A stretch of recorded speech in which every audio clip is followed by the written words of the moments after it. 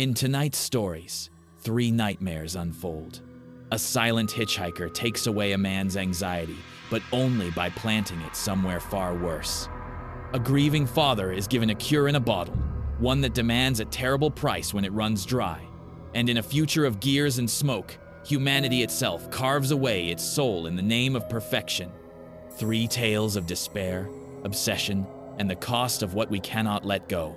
Welcome to Nightmare Proof, where true horror comes alive. Here, you'll hear real stories of the strange, the disturbing, and the unexplainable. Turn down the lights, get comfortable, and prepare to face the darkness. 1. The silent hitchhiker I pick up every week takes all my anxiety away. I just found out where he's been putting it. My world is small. It's composed of the 4 walls of my tiny rented apartment, the soul-crushing beige cubicle where I work, and the worn-out vinyl seats of my late father's car. The car is the only thing he ever gave me that felt like a gift instead of a burden. It's a heavy, old boat of a thing, a relic from an era I never knew, and most nights, it's my sanctuary. You see, I have this pressure. A constant, low-frequency hum of dread that lives behind my eyes. It's a cocktail of financial anxiety, social awkwardness, and the crushing, existential weight of a life that feels like it's being lived on a treadmill set to a slow, grinding pace. Some nights, the pressure gets so bad I feel like my skull is going to crack. So I drive. I drive down a long, lonely stretch of state highway that cuts through the darkness between towns. It's a road to nowhere, really. Just 2 lanes of cracked asphalt, flanked by endless silent fields and the occasional skeletal tree. It's out there, in the deep, velvet black of the night, that I do something I know is stupid. I pick up hitchhikers. I know the risks. I've seen the news reports, heard the horror stories, but the truth is, I'm lonely, and the damn quiet, contained intimacy of sharing a small space with a stranger for a few miles, it helps. It's a brief, fleeting connection in a life that has none. A way to feel like I'm not the only person awake in the world. The first few were normal. A young soldier on a weekend leave, his uniform crisp, his stories of basic training both boring and fascinating. A college kid with a beat-up guitar case, heading home for the holidays. They'd talk, I'd listen, and for a little while, the pressure in my head would ease, replaced by their stories. Then, one night, I picked him up. He was just standing on the shoulder of the road, a tall, thin silhouette against the faint glow of the moon. He wasn't thumbing a ride. He was just standing there, waiting. I pulled over, my gut telling me to keep going, but my loneliness and boredom won out. He opened the back door and slid in without a word. He was off. His clothes were simple, dark trousers, a button-down shirt, but they were cut in a style that was vaguely out of date, like something from a photograph from 30 or 40 years ago. He was unnaturally still, his hands resting on his knees, his posture rigid. He didn't speak, he just stared straight ahead and, with one long pale finger, pointed down the road. I swallowed, my throat suddenly dry. "Sure thing," I mumbled, and pulled back onto the highway. We drove in total, unnerving silence. The usual classic rock station on my old AM radio seemed to have faded to pure, hissing static the moment he got in. The silence in the car was so absolute it felt heavy, like a physical weight pressing in on me. I kept glancing at him in the rearview mirror. He never moved. He didn't even seem to be breathing. Miles crawled by. The knot of anxiety in my stomach, the pressure behind my eyes, it was a screaming, frantic thing now. The enclosed space of the car felt like a coffin. I was about to pull over, to tell him to get out, when he slowly, deliberately lifted his hand and tapped twice on the passenger side window. We were in the middle of nowhere. No lights, no houses, no crossroads, just the empty road and the dark fields. I pulled over. He got out as silently as he had gotten in, closed the door with a soft click, and stood on the shoulder of the road as I sped away. I didn't look back. And then, it happened. It was like a switch was flipped. A dam inside me broke, An incredible, inexplicable wave of pure, blissful relief washed over me. The crushing pressure in my head didn't just ease, it vanished. Completely. The knot of glass in my stomach dissolved into warm, liquid peace. The static on the radio suddenly cleared, and a song I loved came on, sounding crisper and more vibrant than I had ever heard it. The air in the car, which had felt stale and suffocating, now tasted clean and sweet. I took a deep, shuddering breath, the first truly deep breath I felt I had taken in years. The dread of my job, the fear of the bills, the constant grinding anxiety. It was all gone. I was light. I was happy. I spent the rest of the night driving with the windows down, singing along to the radio, feeling a joy so profound it was almost a religious experience. The feeling lasted for 2 glorious days. I was a different person. I was confident at work. I made jokes with my coworkers. I slept a deep, dreamless, perfect sleep. But by the 3rd day, the pressure started to seep back in, a slow, creeping tide of the old dread. I knew what I had to do. I had to find him again. That night, I drove back out to that lonely stretch of road. I drove for an hour, a desperate hope warring with the fear that it had just been a fluke, a bizarre, one-time psychological event. And then I saw him, standing on the shoulder, in the exact same spot, as still and silent as a statue. My heart leaped. I pulled over. He got in. The same unnerving silence. The same empty miles. The same 2 taps on the window.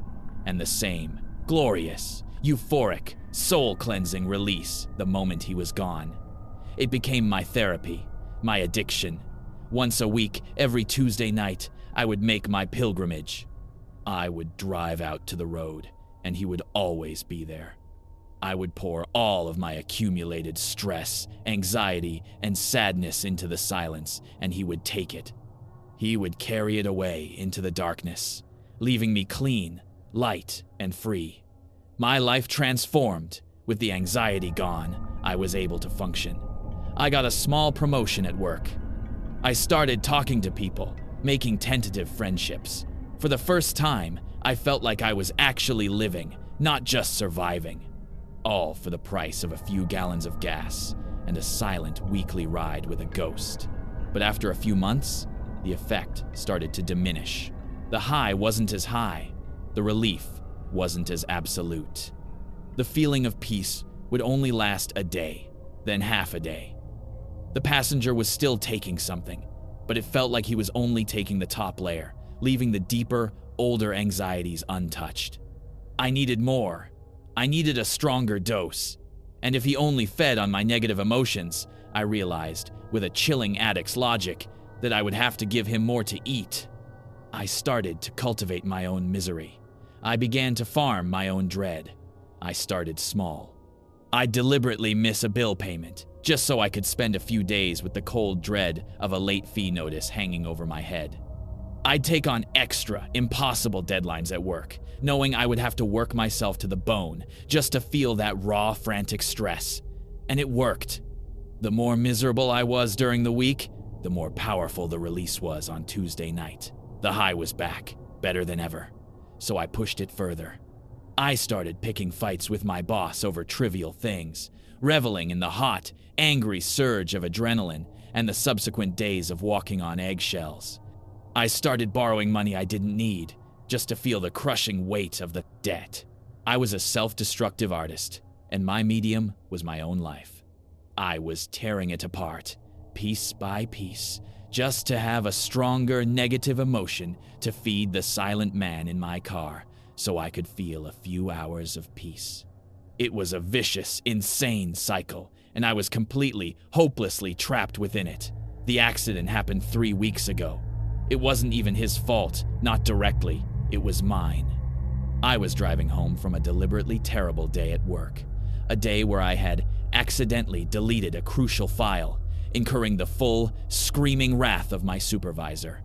I was buzzing with a potent cocktail of shame and anxiety, already looking forward to my ride the next night. I was distracted. I ran a red light. It wasn't a bad crash. The other driver was fine. My old car was crumpled, but fixable. My only injury was a clean break in my left tibia, a broken leg. At the hospital, as I was lying in the ER, a doctor came in with my x-rays. He put them up on the light box. "Well, the good news is, it's a simple fracture," he said, pointing with a pen. 6 to 8 weeks in a cast, and you should be good as new." He paused, his brow furrowed. He tapped a spot on the x-ray, a little higher up on my tibia, away from the break. "But what is this?" I looked. There, on the image of my bone, was a strange, dark, spiderweb-like growth. It was a shadow on the film, a patch of darkness that didn't belong.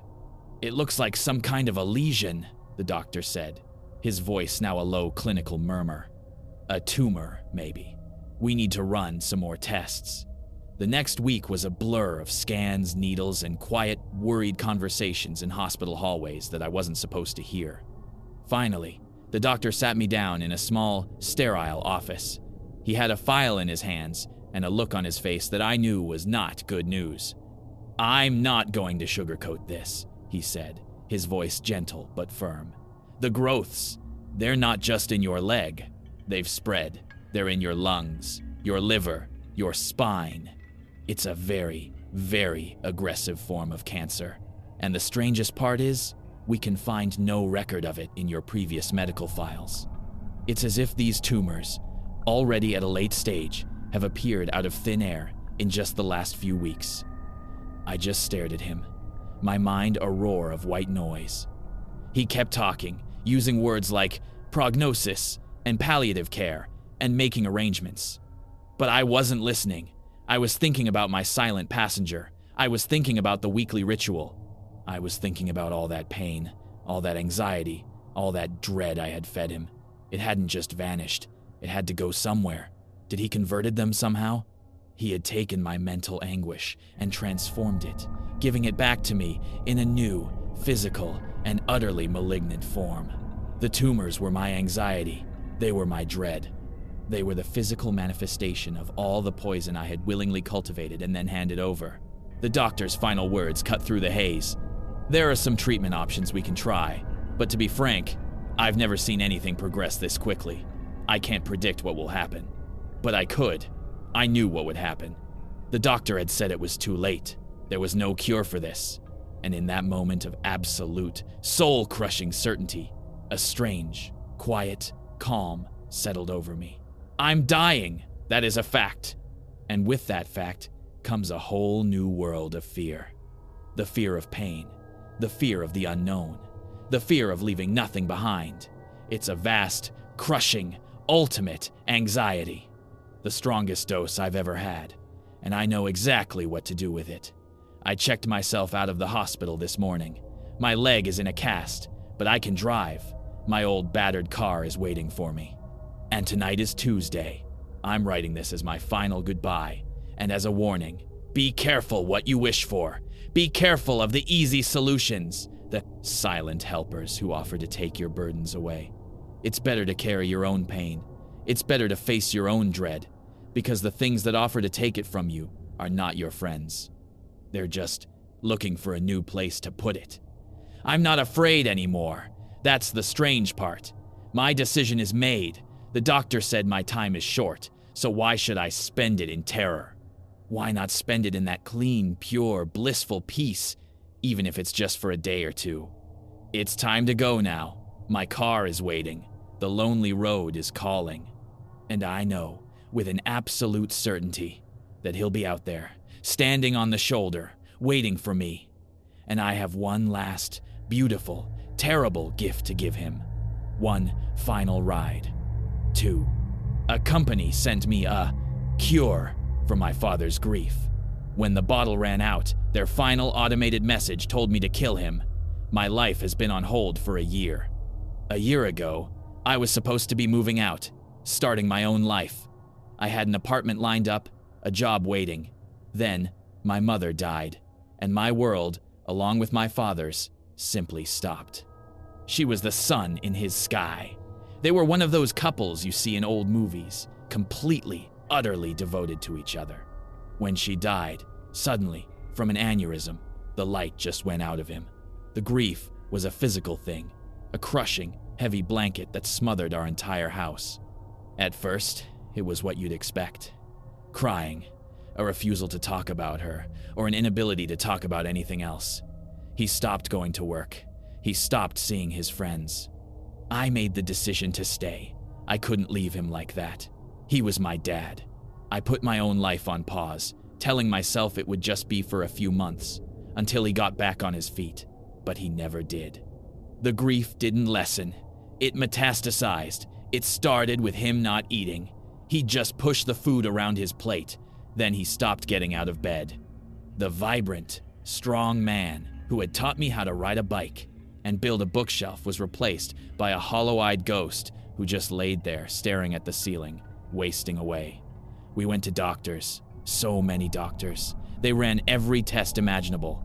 Physically, they said, he was fine. There was nothing wrong with him. It's psychological, one of them told me, with a detached clinical sympathy. Severe, prolonged grief reaction. He needs therapy, maybe medication. We tried that. The therapist would come to the house, and my dad would just stare at them, his eyes empty, refusing to speak a single word. He wouldn't take the pills. He was just giving up. He was letting himself die, following her into the dark. It's been a year now. He's a skeleton, a fragile collection of bones under a thin, papery skin. He gets his nutrients through an IV drip that I learned how to set up myself. He hasn't spoken a word in 6 months.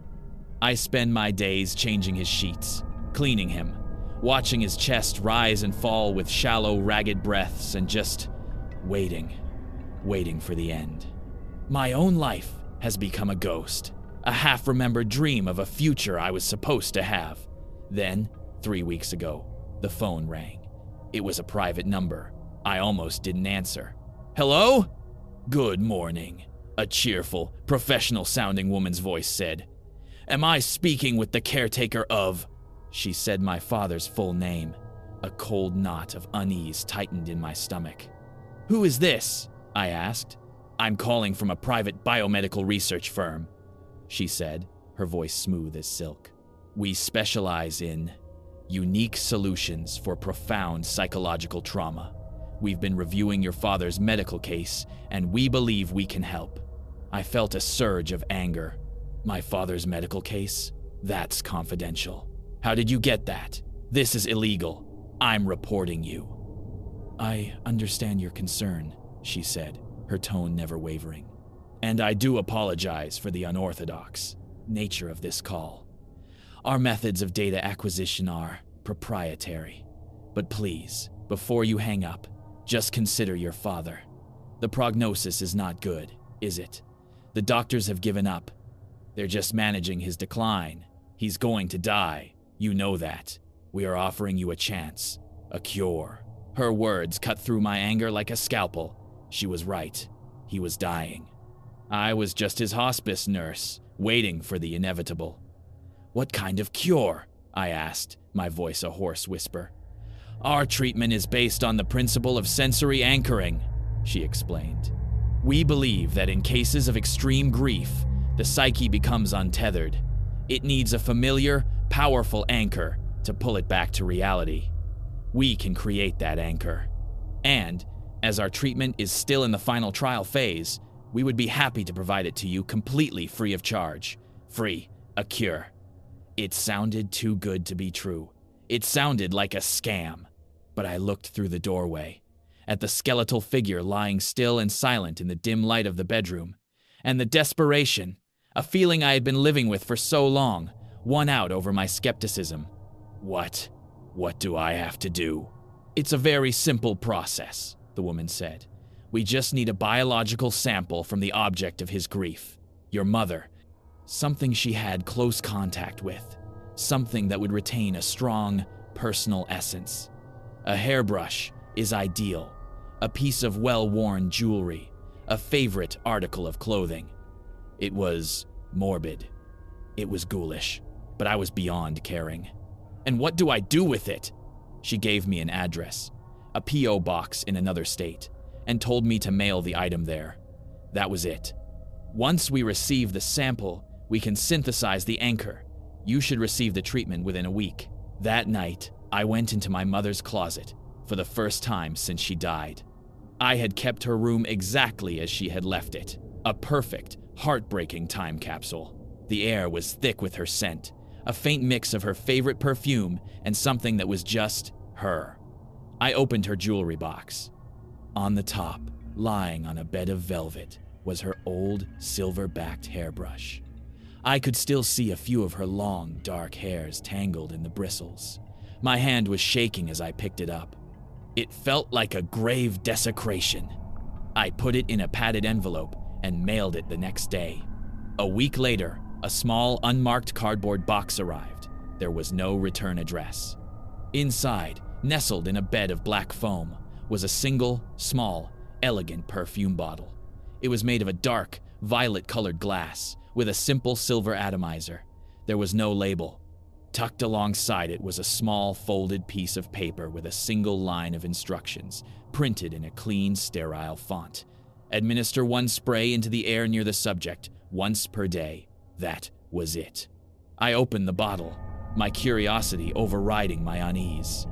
I sprayed a tiny amount onto my wrist. The scent that bloomed in the air was beautiful. It was a complex floral, with notes I couldn't quite place. And underneath it, there was something else. A warmth, a softness. A scent that was so deeply, achingly familiar, it made my chest tighten. It was my mother. It wasn't just her perfume, it was her.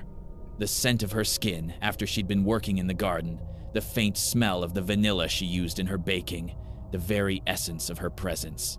It was all there, perfectly, impossibly recreated in this little bottle. It was a liquid memory. I went into my father's room. He was lying there, the same as always, his eyes open but seeing nothing. I held the bottle a few feet from his face and, with a trembling hand, I pressed the atomizer. A fine, fragrant mist settled in the air around him, and his eyes focused. It happened instantly. The vacant, empty stare was gone. His eyes, for the first time in a year, locked onto mine. A flicker of recognition, of confusion. He took a breath, a deep, rattling breath that was stronger than any I had heard him take in months. "Son?" he whispered, his voice a dry, cracking rasp from disuse. Tears streamed down my face. I couldn't speak. I just nodded. I had a terrible dream," he said, his eyes scanning the room. Where's your mother?" It was the most painful question he could have asked. But it was a question. He was back. The next few weeks were a miracle, a resurrection. Every morning, I would give him a single spray of the perfume, and every day, he got stronger. He started eating solid food again. He sat up.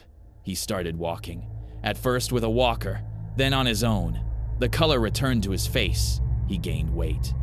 The hollow-eyed ghost was gone, replaced by my father, he cried. He apologized, over and over, for the year I had lost, for the burden he had been. We talked. We mourned my mother together, properly, for the first time. Our house, which had been a tomb, was filled with life again. I was so full of a profound, grateful joy. The strange company, the ghoulish methods, it didn't matter. They had given me my father back. But as the initial euphoria faded, I started to notice the new routine that had formed. The perfume was the linchpin of his existence. He couldn't function without it. He would wake up in the morning, groggy and disoriented, his eyes holding a trace of that old, vacant look. He would be listless, confused. Then, I would administer the spray. The effect was immediate. His eyes would clear, his posture would straighten, and he would be himself again. It was like winding up a clockwork man every morning. He was completely, utterly dependent on it. It was an addiction, but it was a life-saving one. Or so I thought. Yesterday morning, I picked up the bottle. It felt light. I gave it a shake. It was almost empty. There was maybe 1, 2 sprays left. A cold, hard knot of panic formed in my stomach. I had tried calling the Adorable, the company's number before, just to thank them, but it had always gone to a disconnected tone. I gave my dad his morning spray. I had to tell him. "Dad," I said, trying to keep my voice steady. The medicine, it's almost gone." The color drained from his face. The cheerful, recovered man I had been living with for the past month vanished, replaced by a stranger. His eyes went wide with a raw animal panic. "No," he whispered. No, that can't be. I need it. I need her." "It's okay," I said, trying to soothe him. "You're better now. You're strong. You don't need it anymore." "You don't understand," he roared, his voice suddenly full of a terrifying strength. He grabbed my arm, his grip like a vice. "I can't lose her again. I can't." He was a different person. This wasn't grief. This was a raw, desperate, violent need. A junkie's rage. He spent the rest of the day in a state of agitated, paranoid terror, pacing the house, constantly asking me if I'd found more. This morning, I gave him the last spray. He calmed down instantly, but the moment was bittersweet. I knew that in 24 hours, the monster would be back. I spent all day trying the company's number, over and over. Finally, someone picked up. It wasn't a person, it was a cold, automated female voice. "Thank you for calling," the voice said, its tone flat and detached. "Due to a recent government investigation and a cessation of our operations, this company is now permanently closed. We are no longer able to provide our services or products." My heart sank. "No, please," I whispered at the recording. "If you are a former client," the voice continued, "and your treatment supply has been depleted, we sincerely apologize for any inconvenience. We are unable to synthesize any further doses. It has been noted in our late-stage trials that discontinuing the treatment can result in acute psychological distress and unpredictable aggressive behavior in the subject. The sensory anchor becomes a psychosomatic necessity. The subject will not recover. Their decline will be rapid and irreversible." The recording paused for a beat. "We strongly advise you to secure your own safety. If you are unable to contain the subject, our final recommendation is euthanasia. We are sorry for your loss. Have a nice day." The line went dead. I'm writing this now from my bedroom. I have the door barricaded with my dresser. My father is in the living room. Or, the thing that used to be my father is in the living room. The perfume wore off about an hour ago. I can hear him. He's destroying the place. I hear the crash of furniture, the shattering of glass, and I hear his voice screaming. He's not screaming my name. He's screaming hers. He's screaming for his wife, for her scent, for the anchor that is no longer there. A few minutes ago, he started throwing himself against my bedroom door. The wood is splintering. He's stronger than I could have imagined. This isn't grief, it's something else. The cure didn't just bring him back. It twisted him into something that cannot live without the object of his grief. The recording's final words are echoing in my head. Our final recommendation is euthanasia. Kill him. Kill my own father. I don't know what to do. The police, they'll just see a sick, violent old man. They'll take him to a psychiatric hospital. He could hurt someone. He could hurt himself. He's in so much pain. A pain so much worse than the quiet fading he was in before. Is it the merciful thing to do? The banging on the door is getting louder. The wood is cracking. He's going to get in soon. I don't have much time. What do I do? What in God's name do I do? 3. In time, there once was humanity. There once was air to breath and a world to love. There was a time you could still see the light in people's eyes when they were filled with passion. And we didn't simply survive. There were things like art, dance, and life. Things I've never seen but my grandfather describes, and every time he does, I know he isn't with me anymore. He's back in a time where trees grew from the ground, where humans weren't the only things to roam our world. And I would give anything to see that world with his eyes. Lots of things weren't quite the same as they used to be, Time had been wrung of all of its confusing technology and returned back to a simpler time. To a time where music sounded further away, played from a large brass machine. As many living things died and sunsets were replaced with the endless smog cast in pink and blues, things that were mundane started to fade from existence. I was born into this world of gears and goggles, engineering hitting a peak of inventive science. My mother was the most respected engineer in our country of steam machine. She had invented a way for humans to breathe when every tree had been burned or cut down. I had never seen a tree before. I probably wouldn't know what the word is if my grandfather hadn't taught it to me. He was growing up in a time period he calls the ending, but Mom hates it when he calls it that. Everyone else calls it the Phoenix Age, in which everything was burned from existence until a better generation rose from its ashes. From how Grandpa describes it, it sounds much more like an ending than an intermission. The fading of life in every form, plants, the sky which is now concealed by the grayscale smoke that acts as a mask of our world, and most of all, animals. I've never seen more than a spider or beetle.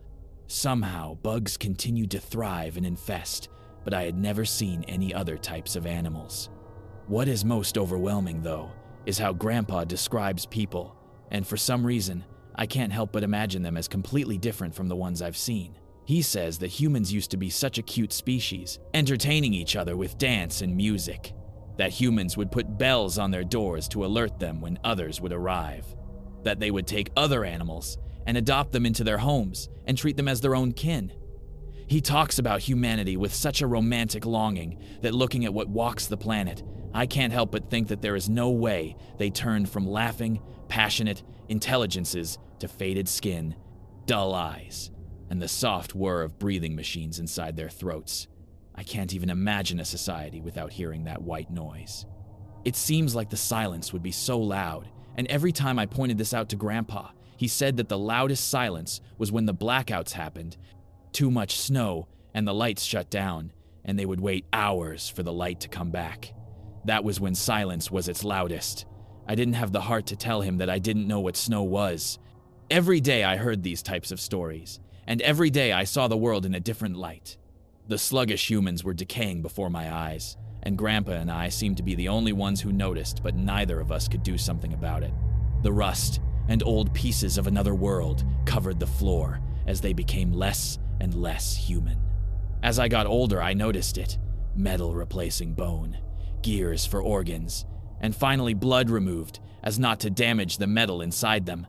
Grandpa died, he insisted. After the news came out, people were getting surgery to remove their bones. His heart couldn't take what humanity had become, if it was humanity anymore. I can't forgive myself for helping him die, but I know it's what he wanted. In no way would I justify murder, but what I did wasn't murder. He pleaded so many times. He said it was mercy. So now I hold on to memories that aren't mine, while humans crumble. But a world without him seems a bit less human, a bit less beautiful, and for a long time, I don't know how long I can survive without him.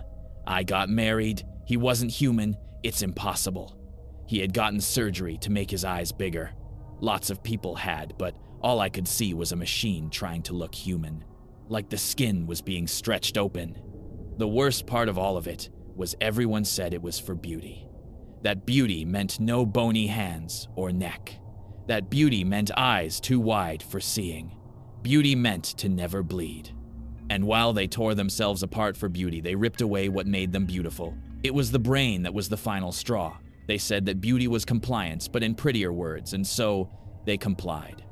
I remember reading about fear in the human brain. There was a study, and it talked about something called the Valley of Uncanny, one of the most deep-rooted fears for humans. The more something strives to look human but doesn't, the more humanity rejects and fears it. Machines are fascinating when they have eyes and hands, but when they try to wear skin, we reject it. We know that something is pretending to be what it isn't. That's what humans are to me now.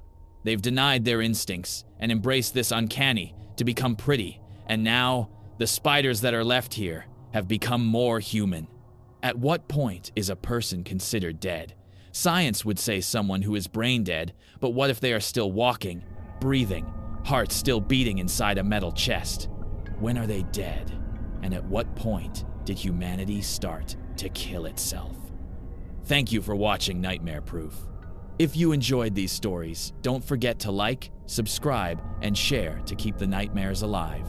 Have a story of your own? Send it in, and you may hear it here next time. Until then, sleep well if you can.